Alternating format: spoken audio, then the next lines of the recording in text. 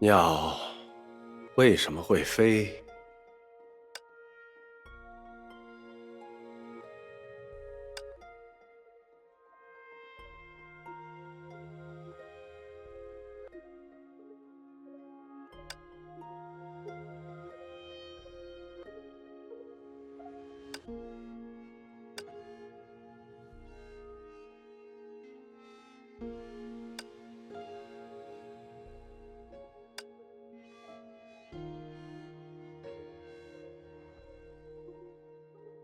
当然，我也曾认为这是毫无必要的疑问。它们本就能够飞翔，正如我们的种种本能一样，是神明应允的天赐。但即使已经如此牵强，我们也只能解释鸟为什么能够飞翔，而不知道它们为何想要飞翔。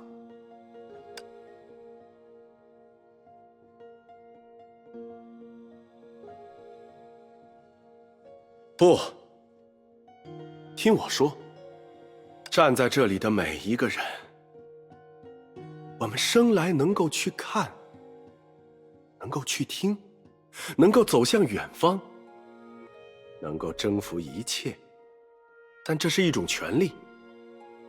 选择将其放弃的人，我们都见过很多，但为何我们从未见过鸟儿放弃飞翔呢？所以，这就是我要说的。各位，如果我们有幸能够回到世界的起源，看到第一只鸟儿，那么它一定并未拥有翅膀。在那时，它所拥有的并非是向神明祈求后得到的双翼，而是一颗想要触摸天顶的高贵如月的心脏。他倒是很有勇气。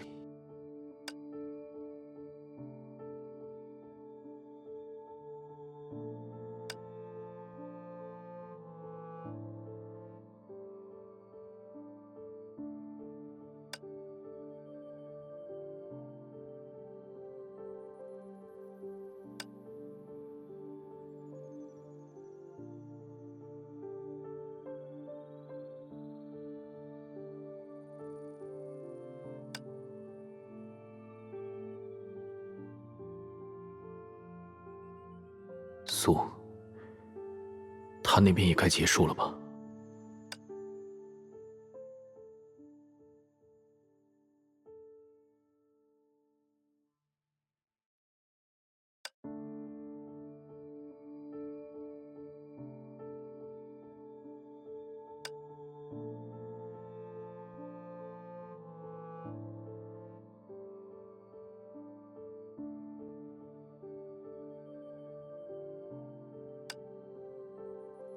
不过，这次的时间似乎更久了一些。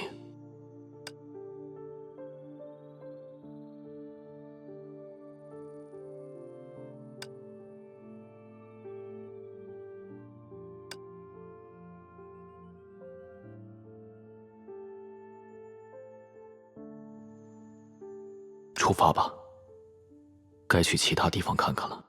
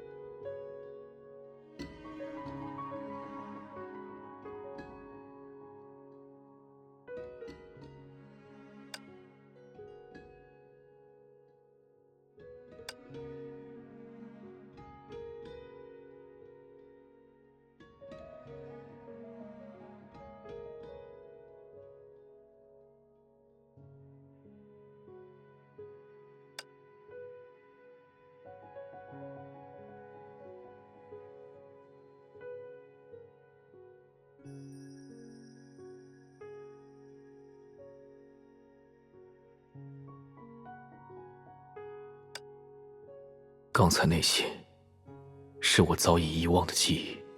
在进入这里之后，它又重新回到我的身上了吗？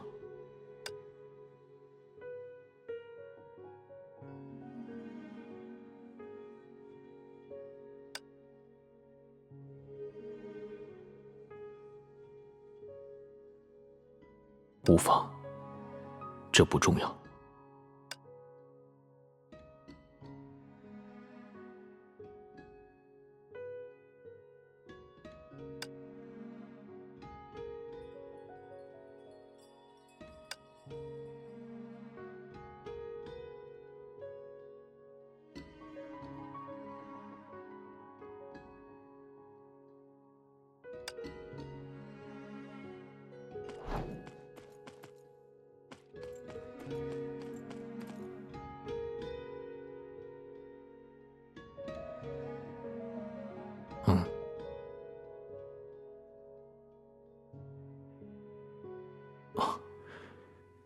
那并非被唤醒的记忆，而是你们的梦境吗？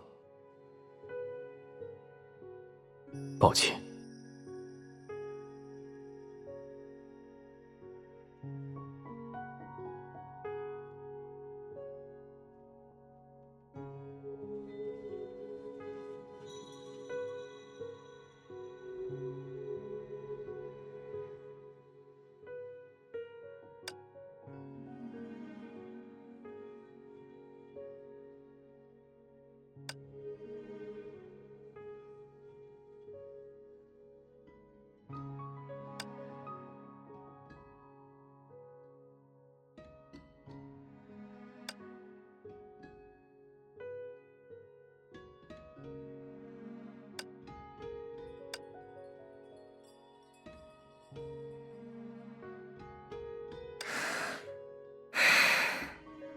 走吧。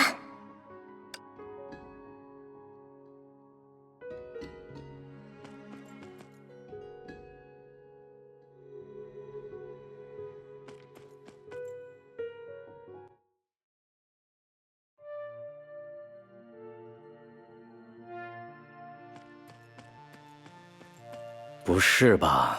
他上次没来也是说要加班。哎，他们项目的情况你又不是不知道。走吧，走吧。来来来，帮我别一下发卡。哎呀，快一点！这是2个1字发卡，不是1个10字发卡。你怎么一起别上来了？哎呀，没事的，你不是一直想去吗？其他事情都可以之后再做，演唱会可就只有这一次呀。查寝我帮你混过去，别担心。可是我害怕，旁边有个叔叔一直在看我们，要不要赶紧走呀？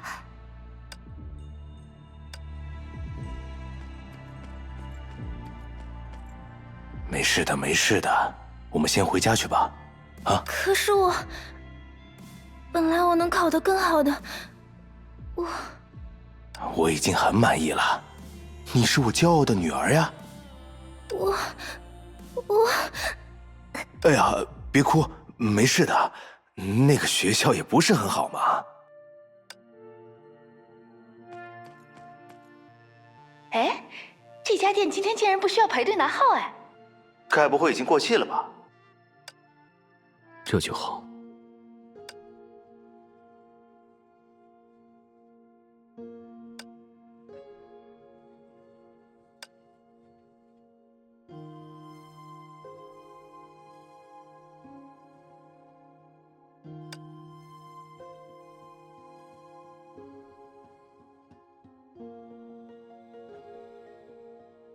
小伙子，要加蛋吗？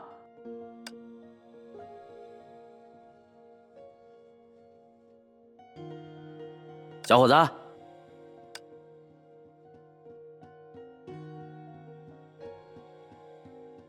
小伙子，您那饭已经做好了。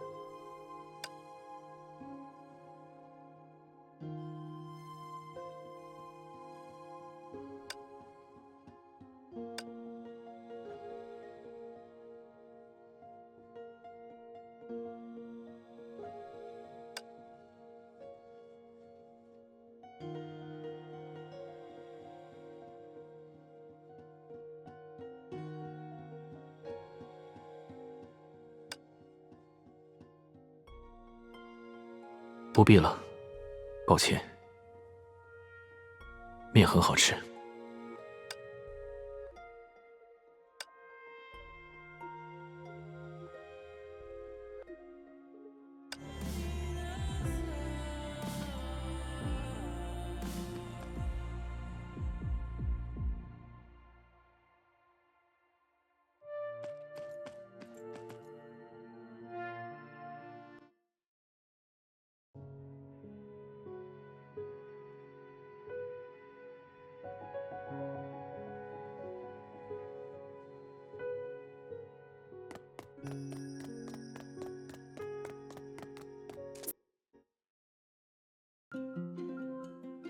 这里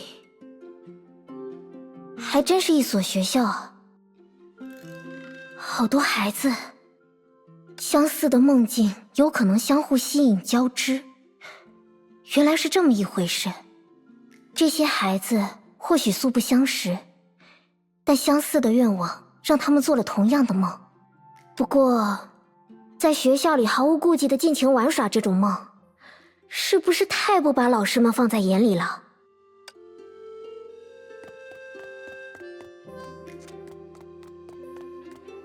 哎呀，接下来玩哪个好呢？要不要一起来读绘本？一起来玩捉迷藏吧！好呀，让我看看。哎，就去那里。瞧我的！嗨！哇，你也太厉害了吧！孩子们都玩得很开心啊。从这种意义上来说，真是个让人不忍惊扰的美梦呢。但是啊，孩子们，如果梦仅仅是梦，那么梦反而会失去价值。嘿嘿，怎么样？不错吧？哇，你画的真好！这是飞船吗？好酷啊！没错，这可是比学校还大的飞船。那个男孩吸引了很多其他孩子呢，或许这就是改变的契机。嗨，你好呀。哦，你也是来看我画画的吗？嘿嘿，如果你很有诚意的话，也不是不能教你哦。让我看看啊。画得不错，但还不够好。啊，你是谁啊？你是不是看我比你画得好不服气啊？我看过很多很多的画作，所以我能一眼分辨出你画中的缺陷。不就是比我大了几岁吗？有什么好神气的？幼稚！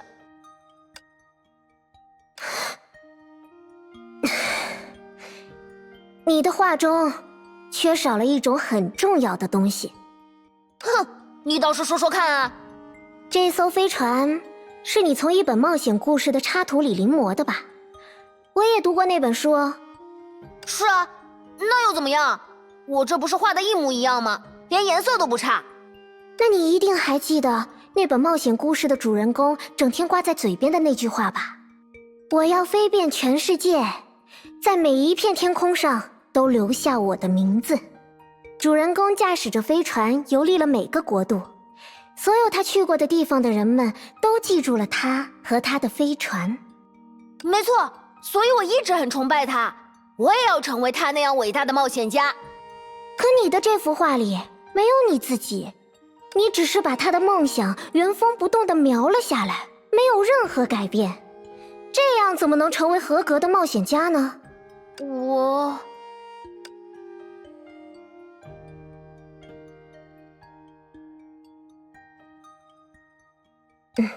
这样就好。只要讨论的范围越来越大，孩子们自己就会找到改变的契机，也会影响到其他和这个梦境交融的人。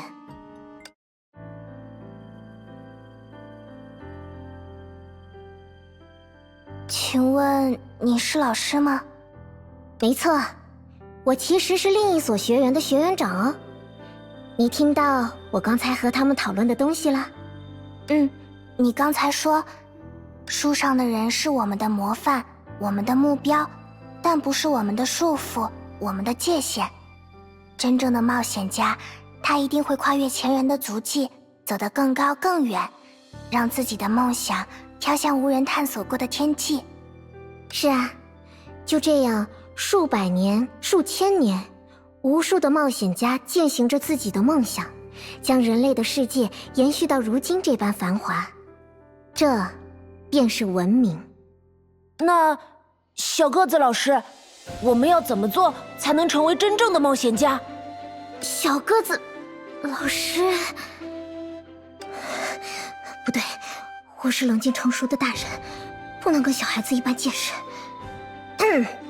很简单，要成为冒险家的第一步，就是从自己的梦中醒来。每个人都会做梦，在梦的世界里，我们可以幻想各种各样的事情。可是，这还不够，因为比起我们现在能梦到的东西，这个世界上还潜藏着很多想也想不到的有趣东西哦。是什么呀？很遗憾，我也不知道呢。哼，小个子老师是骗子！我没有骗你们哦，我不知道，是因为他们还没有被创造出来。此刻的他们，沉睡在你们每个人的心底。我们的心底？你们充满新奇的想象力，十足的创造性。你们的双手可以描绘出谁都不曾看到的未来。你们的热情会让梦想越飞越高。只要勇于踏出最初的一步，不断寻找、制作现在还不存在的东西，哪怕这种东西在别人看来不值一提，你们最终也会成为冒险家。可没有这样的尝试，也就永远没有其他人能看到你们所描绘的闪闪发光、五颜六色的画卷了。唉，那可真是太可惜了。现在还不存在的东西，画卷。对了，这个主意怎么样？我不仅要画一个比书里还厉害的飞船，然后还要亲手把它造出来，开着它飞上天。哇，感觉好酷啊！我也想一起造大飞船。我也是。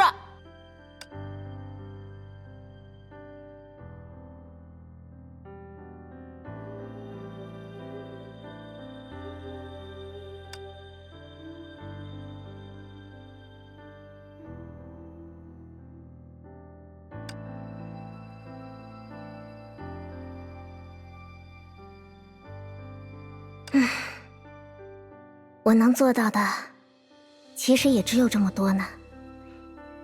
接下来，就要看你们自己的努力了。你们一定可以，因为世界就是因你们而改变的呀。不知道接下来会是什么样的梦境。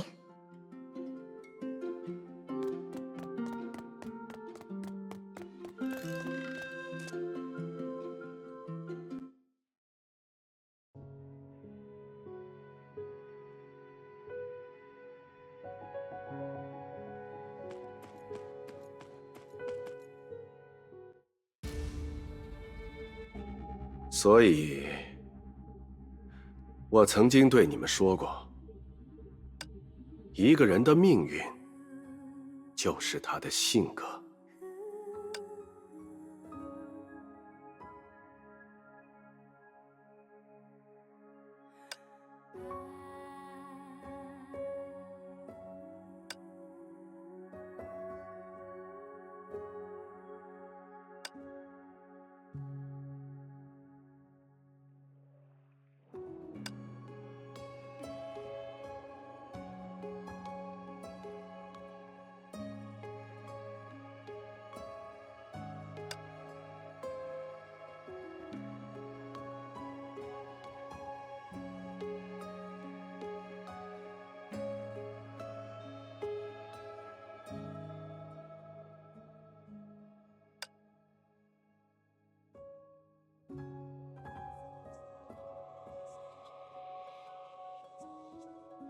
命运不分好坏，性格却并非如此。谁？我曾有一位友人，他他或许具有某些方面的天资，但却相当愚钝，习惯于依赖他人的决断。那是他的性格使然。于是他选择了一颗卓越的头脑，一颗值得跟随的心灵，听从对方的安排，把对方的命运当作自己的命运。对他而言，性格即是命运，仍然能够成立吗？抱歉，我的眼睛已经不像以前那么灵光了。你能到我面前来吗，年轻人？你见到过英雄吗？我曾经见到过很多。不是你想象中的那一种。也许你还记得我曾经说过，世界上只存在一种理想，践踏他人的理想。任何一种理想，都非得践踏过他人的理想之后，才有可能实现。倘若你不认可，也只是因为你没有发觉。作为衡量的标准，人类被分成两种，做到过这一点的被称为英雄，其他的被认为是凡人。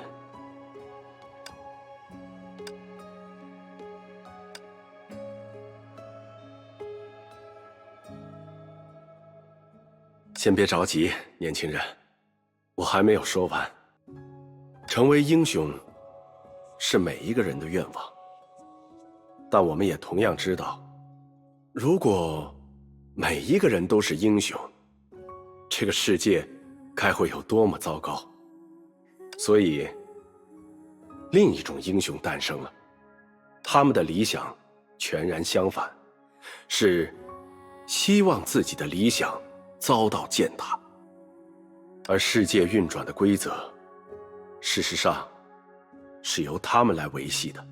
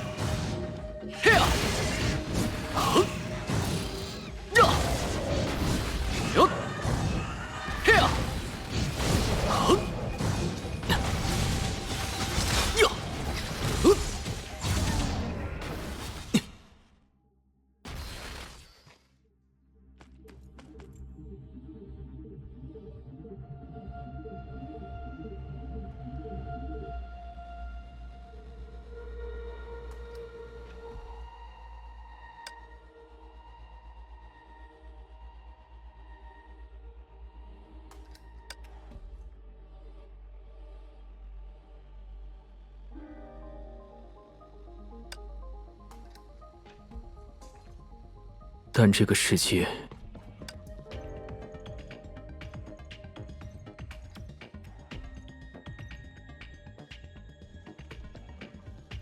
如果每一个人都是英雄，这个世界该会有多么糟糕。的确，以我如今的身份而言，他的说法也算是一语成谶，只是我仍然难以承认，那样的人也可以被称为英雄。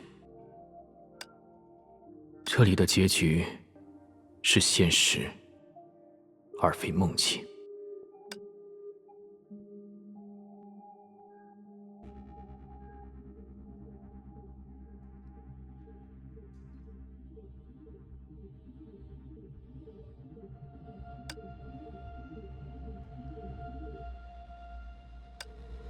还有和我类似的访客，同样进入了精神的亚当。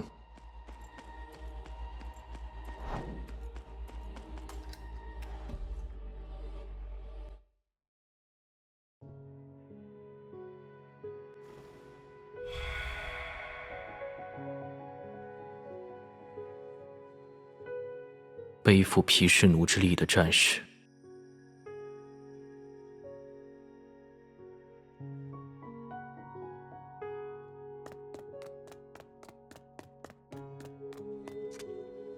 奇怪，另一边的梦境好像不太一样。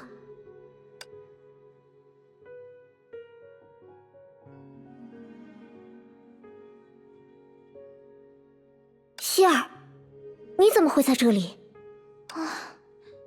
我从爱因斯坦博士那里听到了大家的计划，就想着自己是不是也能帮上一些忙。根据博士的说法，我身上感知世界炮的那些能力，对于梦境集合体或许也有一定的效果，所以我就自告奋勇想来试一试了。不会给你添麻烦吧？怎么会？感知世界炮的能力，也就是说，你可以察觉到哪些梦境更加脆弱，哪些梦境对他们的集合体影响更大，对吗？如果博士的预测没有问题，我想差不多就是这样。那可太好了，这样简直就像多了一个无所不知的向导嘛。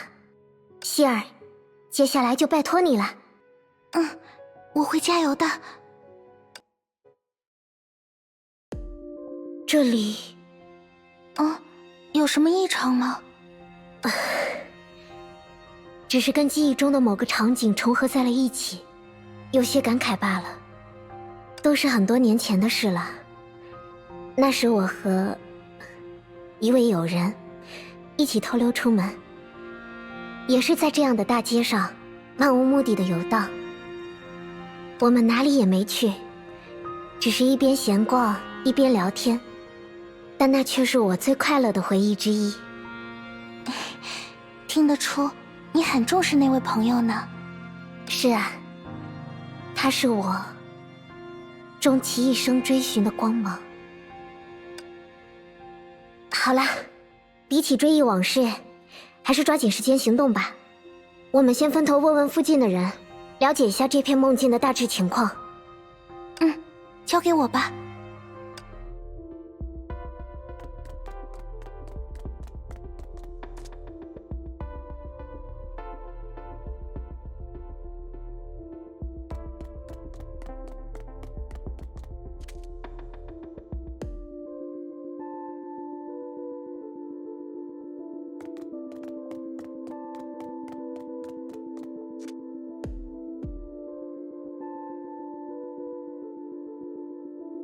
奇怪，这里的氛围好诡异，所有人看起来都像失了神一样，不是在发呆，就是不想搭理人的样子。怎么会有这样的梦？还是去看看希尔那边如何了吧。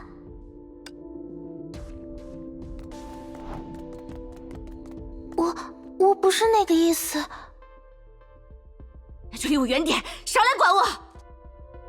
可是这样下去的话，你跟你没有关系。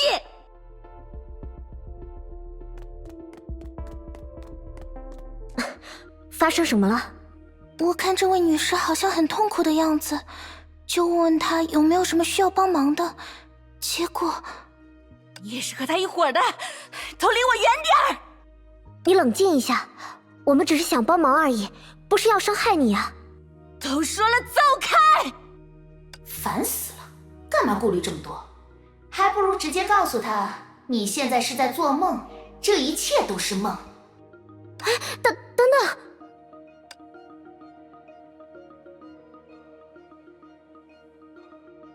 是吗？这样啊？喂，你是听不懂人话吗？我说这一切都是你的梦，不是现实。你被困在梦里了，我们是来救醒你的。为什么？哈？就算你说的是真的，为什么一定要醒过来不可？现实已经这么痛苦了，为什么还要剥夺我做梦的权利？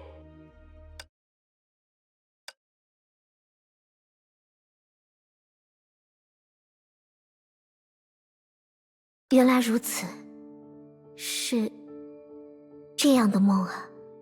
当人们长大成人，发现世界远不如自己儿时想象中那般美好，现实充满无奈与不公，痛苦到让人喘不过气，用尽办法也无法改变现状，他们就会下意识地想要逃避，放弃思考，麻木心灵，躲进自己的世界里。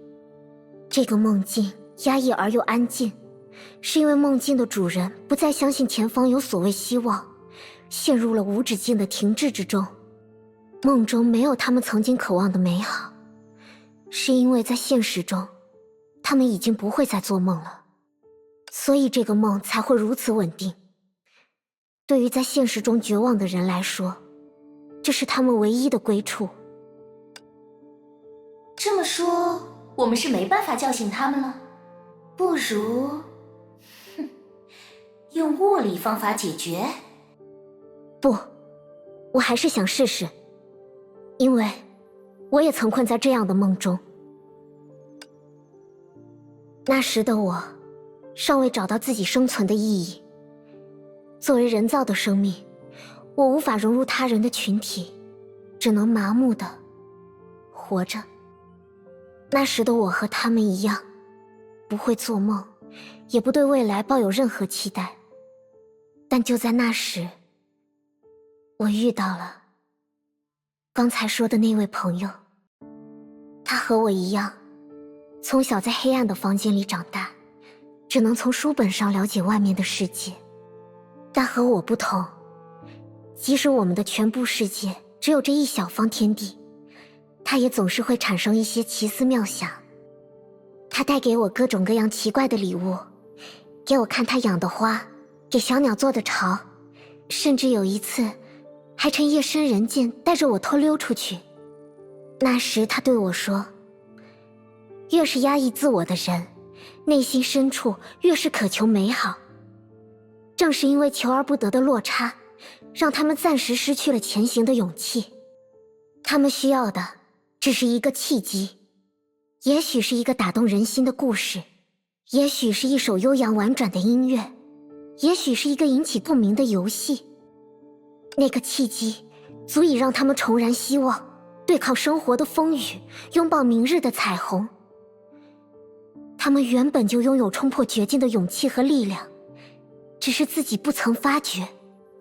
他说，其实每个人都比自己想象中要勇敢得多，足以面对生活中那些不如意的现实，并创造出新的可能。说了那么多你自己的事，你又懂我什么？你说的对，最懂你的人当然是你自己。你曾经渴望的事物，寻求的梦想，那时的心情你全都记得。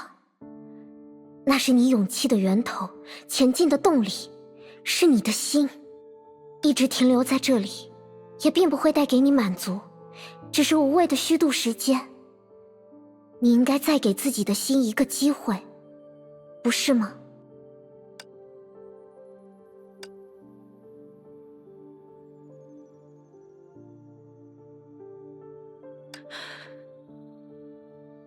你好了，希尔，我们也该离开这里了。啊？这就算结束了？他根本什么反应都没有吧？我们不可能通过说教改变一个人的习惯，但刚才的那些想法无疑对他造成了一些心理上的冲击。对于成年人，这种改变就足够了。或许吧。谢谢你那时教我的东西，Cecilia。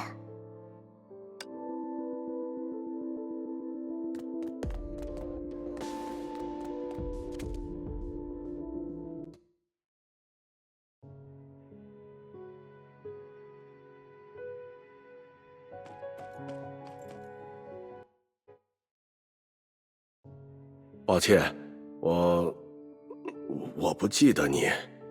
卡斯兰娜。卡斯兰娜，没听过的名字。我曾经听过你的每一场宣讲。每一场？哈哈。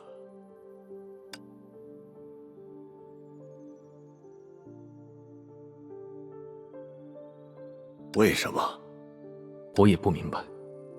事实上，在我熟知的人里，存在着视野远远超过你的存在。我本应该回忆起他的每一句话，以此决定自己的每一步行动，但我不能。我在试着解决这一个时代的问题时，也需要使用这一个时代的思路。无论如何，我承认你的智慧，也知晓你的狭隘。我思考过你提出的问题，也得出了自己的答案。但现在，我想知道，作为这100年间人质的顶点，在思考了一生之后，你能给出的答案又是什么？答案？鸟为什么会飞？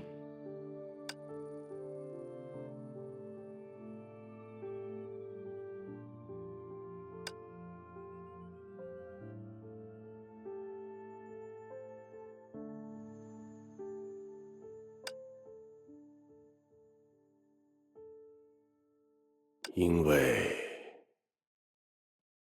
他们想要飞上天际。但这不可能，这只是浪漫主义者的一厢情愿。我也拥有同样的理念，跨越童年的渴求，可我却无法因为想要就能够做到。那么，在你看来呢？因为他们必须飞上天际。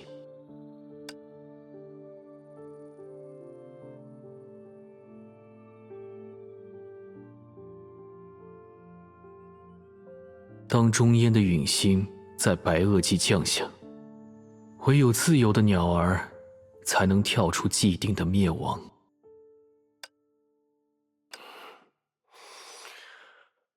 我听不懂你在说什么，但我看得出来，你似乎相信适者生存，结局将会成为一切的试金石，胜利即是公理。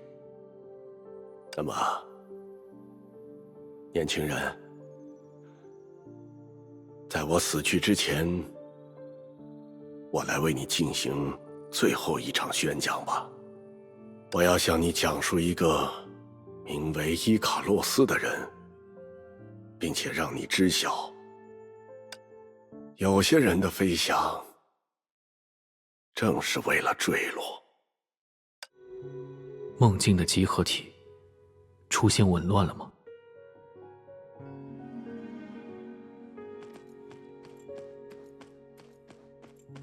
距离德丽莎离开这里已经有一段时间了，有人正在这里自己尝试创造。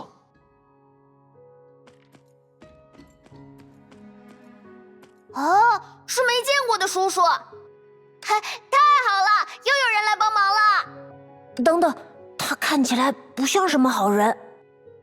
没事儿，小个子老师一开始看起来也不像什么好人嘛。我觉得不是这个问题。你们在做什么？嘿嘿，说起来吓你一跳，我们正要打造一艘很大很大的飞船，能飞到天空的顶点和尽头，还能到达海洋的边际和最下面。我们要开着谁都想象不出来的飞船，飞到谁都没去过的地方。怎么样，要不要一起来？我可以把你的名字也刻在上面。正好有些材料实在太重了。你们正在进行的是一场艰苦的工作，这总应该有个理由。因为没有改变很无聊嘛。小个子老师说，敢于迈出第一步才是真正的冒险家呢。算了，你不感兴趣的话，我们还是自己动手吧。叔叔再见。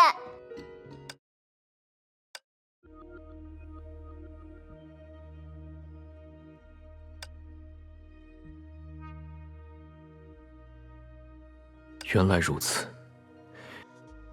并非是你的力量，而是你让他们想要这里变得不同。鸟儿们想要飞上天际，因此他们为自身打造了双翼，和那位哲人的答案一样。但想要逆转圣痕计划，这还远远不够。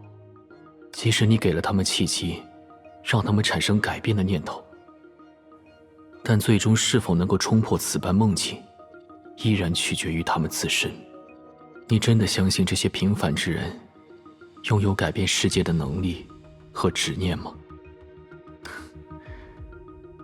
不，正是因为相信，所以你才拼尽全力给他们留下了这样的引导吧。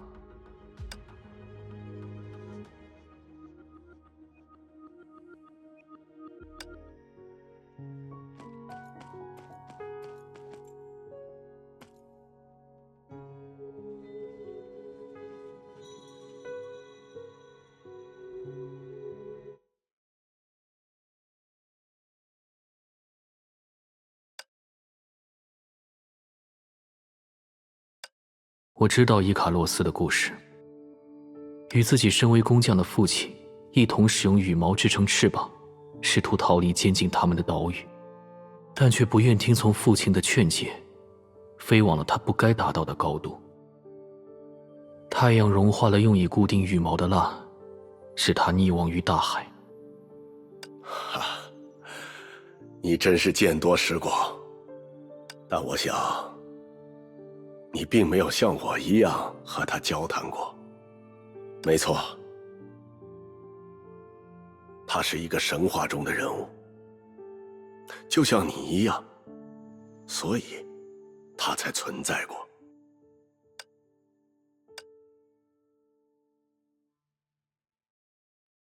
大家都认为伊卡洛斯是出于自大，在一场意外中不幸丧生。但如果这在很多年以前就已经是他想要去做的事呢？在他很小的时候就亲口这样说过：我将飞上天际，并且以坠落迎接自己的胜利。他们的理想全然相反，是希望自己的理想遭到践踏。他就是你见到过的另一种英雄，但这又能有什么价值？为他人提供能够践踏的阶梯，用自己的失败告诉别人不要飞得太高。恰恰相反，他想要证明的是一件事：我飞到了太阳的面前，没有任何人到达过的地方，所以或许也有人能够将我跨越。那么，鸟为什么会飞？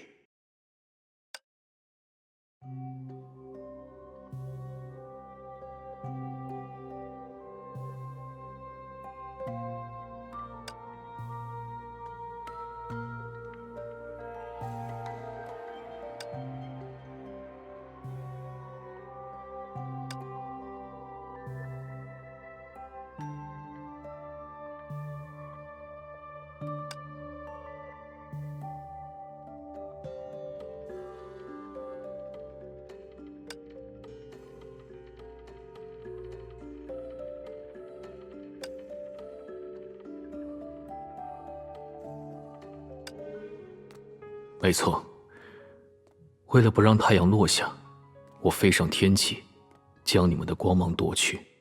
我将因之融化，坠落于海面。但要想将其夺回，你们必须飞到比我更高的地方。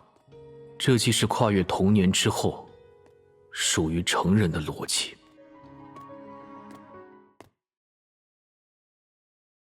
你如今又是否领悟了这一点呢？天元之人。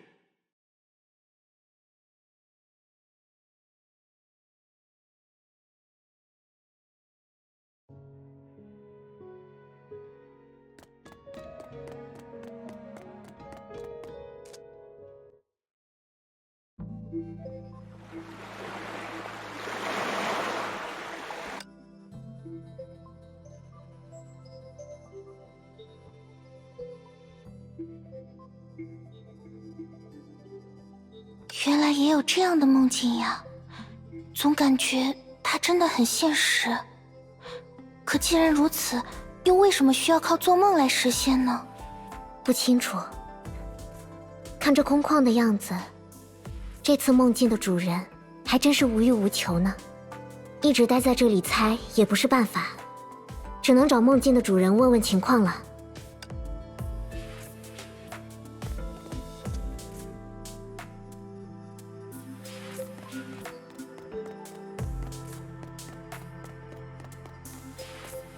你好，请问你们两个是来说服他从梦中醒来的吗？哎，他？你知道这是梦？是啊，但是很可惜，我帮不了你们。这并不是我的梦境，我也只是某个人所想象出的家人而已。毕竟，人上了年纪，就比年轻人要怕寂寞得多。那您知道要怎样结束这个梦吗？这个嘛，恐怕要费不少功夫了。毕竟，如果没有这个梦，他可能就命不久矣了。哎，在来到这里之前，他已经卧病在床好几年了，连医生都说他活不过这个秋天。现在和他一起做着这个梦的人，多少都是相似的处境。所以，我也有一个问题想问你们：对于那些尚存希望的人，离开梦境是勇敢者的祝福，但是，对于没有未来的人们呢？那个人，好像就是刚才那位老婆婆说的。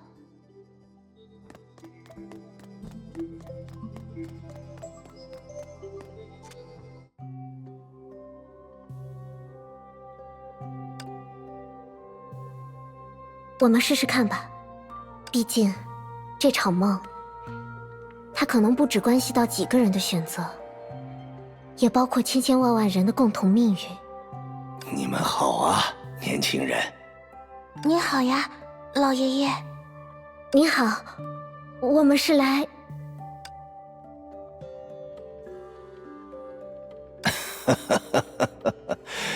很久没有人来这里了，快坐下吧。虽然没什么名贵的好东西，但招待孩子的零食，老头子我还是备了不少的。谢谢您的好意，不过不必了，我们只是……不用这么客气，相逢就是缘，难得来一趟，就让我尽一尽地主之谊吧。真的不用了，我们不会在这里停留太久，不用麻烦您这么费心。因为这只是我的梦。对，因为这只是……哎，年轻人，可别太小看老头子啊！无人打扰的海边，和最爱的人一起，从早到晚，静静相依，倾听海浪拍打的声音，对我来说，真是个奢侈过头的梦啊！人到老年才会发现，自己真正想要的，真正追求的，都是那些最平凡、最平静、最普通不过的日子。我年轻时犯过很多错误，浪费过大把的时光，如今垂垂老矣，躺在病床上，靠着机器维持着所剩无几的生命，才能意识到习以为常的平凡有多么珍贵。我愿意付出我毕生积攒的一切，来交换这个虚假的梦。即便如此，你们还是打算将我从梦中唤醒吗？我们……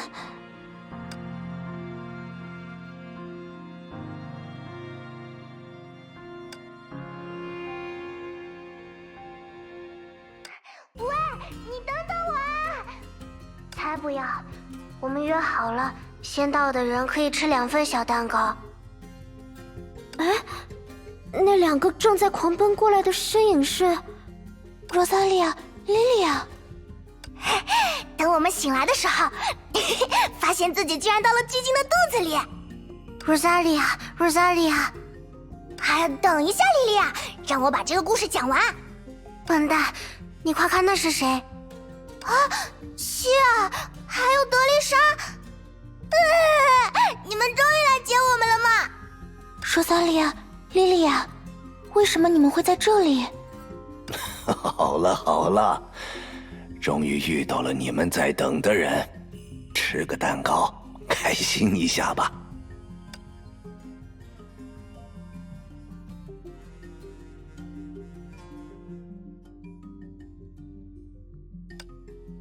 这位老人，他……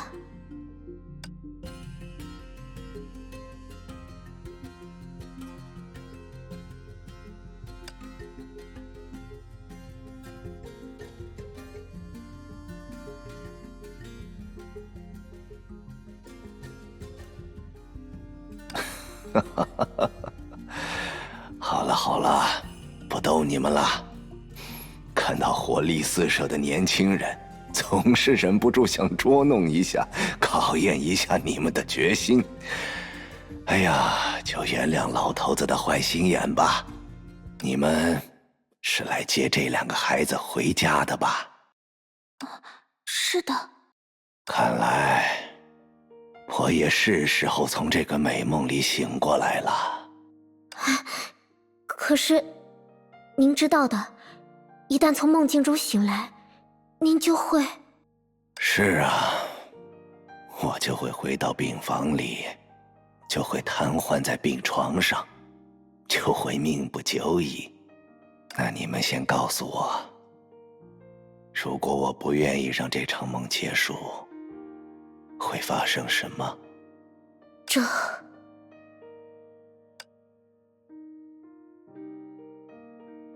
我呀，已经活了80多年，这个世界上的酸甜苦辣已经尝过了大半。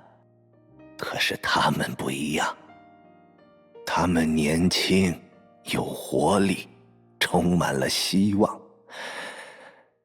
如果把这样的年轻人困在一成不变的梦里，那也太残忍了。这个世界啊，旧的生命该退场了，是时候将舞台留给新的生命了。不，老爷爷，我们不会劝您放弃这个梦境。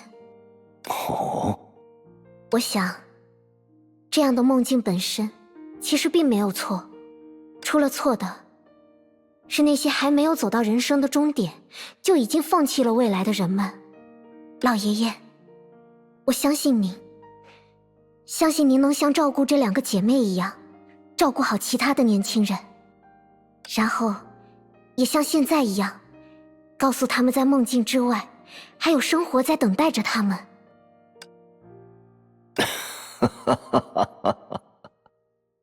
我本想说，也是时候面对自己的现实，走完这一趟人生了。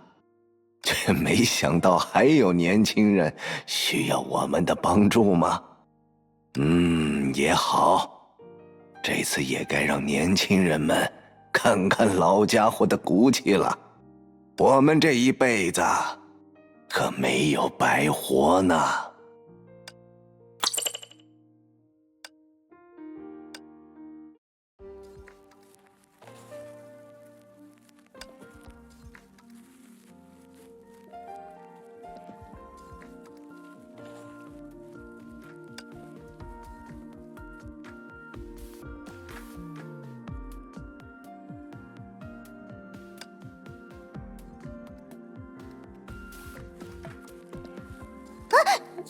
这难道是地震了吗？笨蛋，是我们终于要离开这些梦境了。我来带你们到安全的地方吧。那德丽莎呢？我和希尔还有后续的工作呀。这些梦境才刚刚开始解体，我们还需要做更多的努力，让更多人来加入这份工作呢。那我们也要来。嗯，这一次，莉莉娅临时同意 Rosalia 的意见。